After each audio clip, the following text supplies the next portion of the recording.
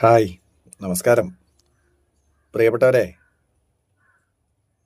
ഒരു 10 രൂപയെങ്കിലും നമ്മൾ നീക്കിയിരിപ്പ് നല്ലതാട്ടോ. അല്ലെങ്കിൽ ചില സാഹചര്യങ്ങളിലൊക്കെ ഉണ്ടല്ലോ, നമ്മളൊന്നും അല്ലാതായിപ്പോവും. വെറുമൊരു ഓട്ടക്കാലനായിപ്പോവും. ജീവിതത്തിൽ എല്ലാ സമയമൊന്നും നമ്മളെ എല്ലാവരും സഹായിച്ചോളണമെന്നില്ല. അതുകൊണ്ടേ എൻ്റെ പ്രിയപ്പെട്ട പ്രവാസി സുഹൃത്തുക്കളോടാണ് എനിക്ക് പറയാനുള്ളത്. ഒരു 10 രൂപ നിങ്ങളുടേതായിട്ട് ഒരു അക്കൗണ്ടിൽ നിങ്ങൾ സൂക്ഷിച്ചു വെക്കുക. കാരണം കൂടെയുള്ളവരും കുടുംബമൊക്കെ എല്ലാ കാലവും ഉണ്ടാവുന്നൊന്നും വിചാരിക്കണ്ട. അവരൊക്കെ അവരുടേതായ കാര്യങ്ങൾ കഴിഞ്ഞു കഴിഞ്ഞാൽ അവരൊക്കെ പിന്നെ നീ എന്തടാ ഇത്ര കാലം ഉണ്ടാക്കിയത് എന്നുള്ളൊരു ചോദ്യം ഉണ്ടാവും.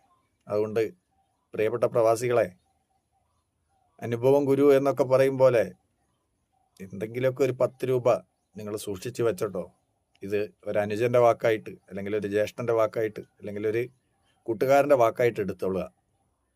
കാരണം ഞാൻ പ്രവാസ ജീവിതം അനുഷ്ഠിക്കുന്ന സമയത്ത് എപ്പോഴും എന്നോട് പറയാറുണ്ട് എൻ്റെ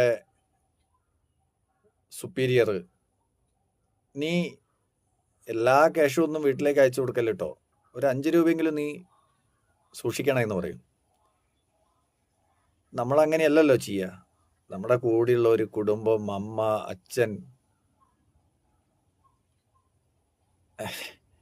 ഇങ്ങനെയുള്ള ചിന്താഗതിയൊക്കെയാണല്ലോ നമുക്കുണ്ടാകുക. അപ്പം നമ്മളെല്ലാം അവർക്ക് എന്നുള്ള രീതിയിൽ നമ്മുടേതാണല്ലോ എല്ലാം എന്ന് നമ്മൾ ചിന്തിക്കും.